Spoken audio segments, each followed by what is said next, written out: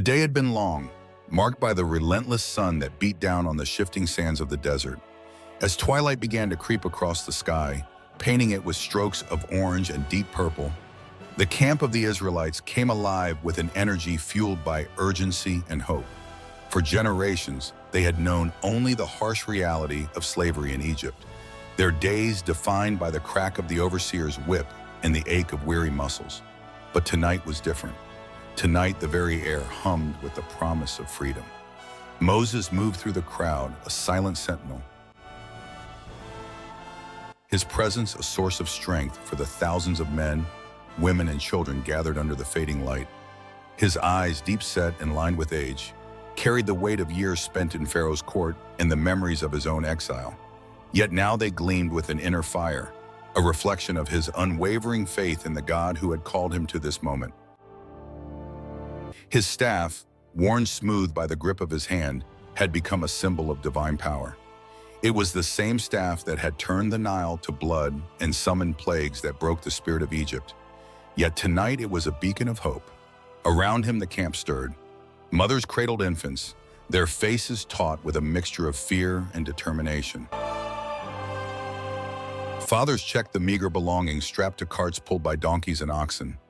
The elderly sat quietly, their eyes fixed on the horizon as if they could already see the promise of a new land. The scent of sweat and dust mixed with the sweet aroma of unleavened bread that children nibbled on, a reminder of their hurried departure. Over the sounds of bleating sheep and the groans of wooden wheels, whispered prayers rose like smoke, mingling with the cool desert breeze. As the last traces of sunlight slipped behind the hills, the camp began to move.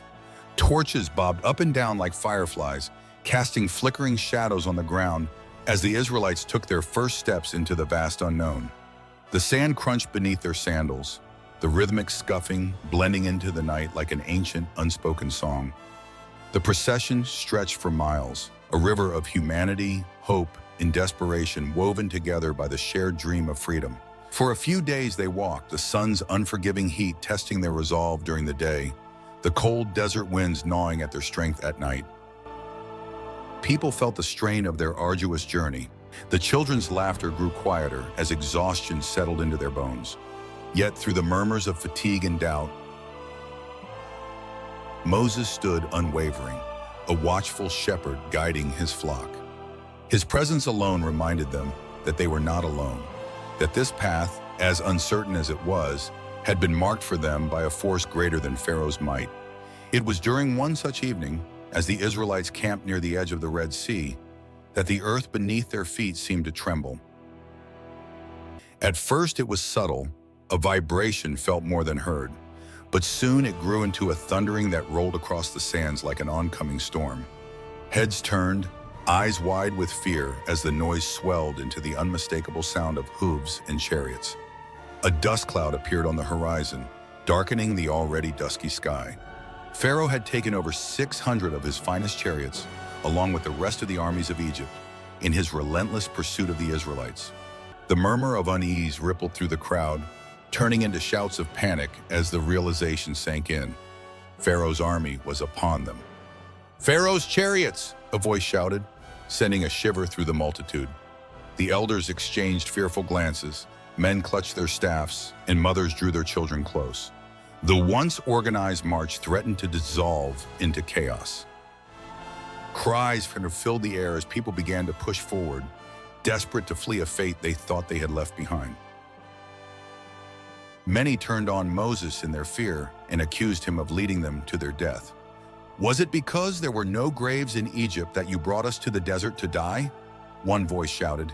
"It would have been better for us to serve the Egyptians than to die in the wilderness." Moses stepped forward, planting himself between his people and the approaching threat.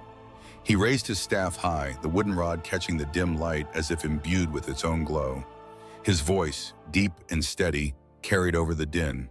"Fear not, stand firm and see the deliverance the Lord will bring you today. The Egyptians you see now, you will never see again. The Lord will fight for you. You need only to be still." Even as the Israelites trembled, a remarkable event unfolded. The angel of the Lord, who had been leading them in the pillar of cloud and fire, moved behind the camp, positioning itself between the Israelites and the Egyptians. The pillar of cloud brought darkness to Pharaoh's army, confusing and delaying them, while it gave light to the Israelites, shielding them from immediate danger. The crowd stilled, their collective breath held in tense anticipation. All eyes turned to the sea before them, its surface dark and forbidding under the star-speckled sky. The path was blocked, and Pharaoh's army thundered closer with each heartbeat. Yet Moses' expression did not falter. He took a step forward, raising his staff over the water, his lips moving in silent prayer. For a moment, time seemed to hold its breath. Then it began, a wind like no other, cold and fierce, whipping through the camp and lifting cloaks and hair.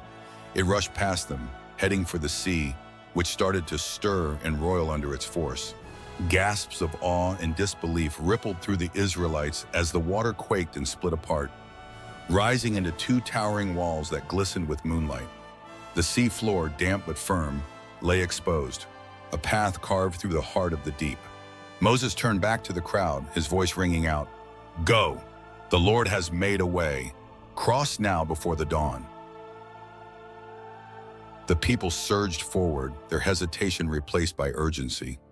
Fathers lifted children onto their shoulders. The elderly were supported by the strong, and families clung to each other as they stepped onto the miraculous path. The roar of the water on either side was deafening, the walls trembling slightly as fish swam within, their silvery bodies visible in the shifting light. The air smelled of salt and the electric tang of something beyond nature.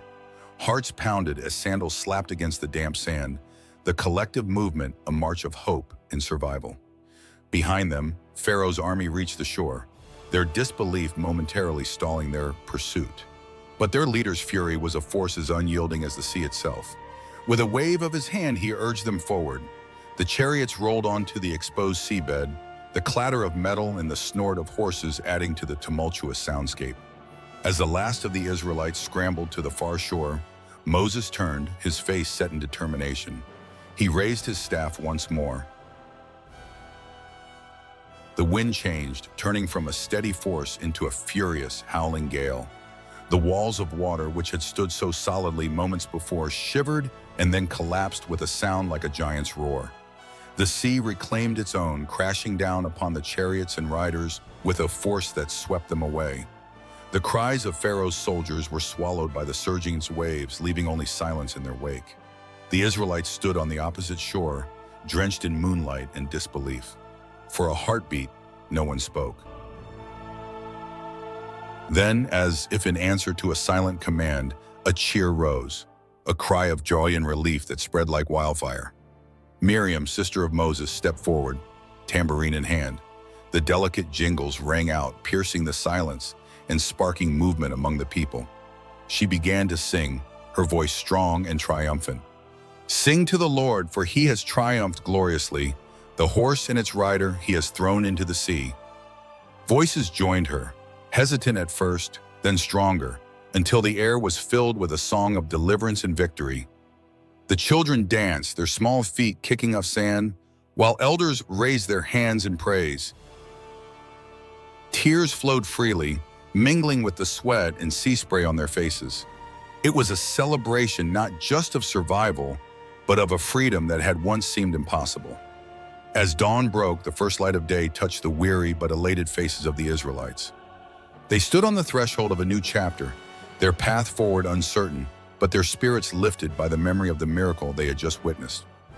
The sea behind them lay calm once more, its depths holding the final chapter of Pharaoh's pursuit. Before them, the wilderness stretched out, a daunting expanse full of unknowns. But as they began to move forward, led by Moses and buoyed by the song that still rang in their hearts, they knew they carried something more than fear or uncertainty. They carried the story of a night when the waters had split, when faith had carved a path through the impossible, and when freedom had become not just a dream, but their new reality. The journey ahead would be big and challenging, but with every step, they walked as a people reborn, bound not by chains, but by the promise of a land that waited beyond the horizon. Thank you for journeying with us through the epic tale of the Exodus. If you enjoyed this deep dive into one of the most powerful stories of faith, freedom, and divine deliverance, don't forget to give us a thumbs up and hit that subscribe button. By subscribing, you'll never miss out on our latest videos exploring the rich stories of the Bible, ancient history, and spiritual insights.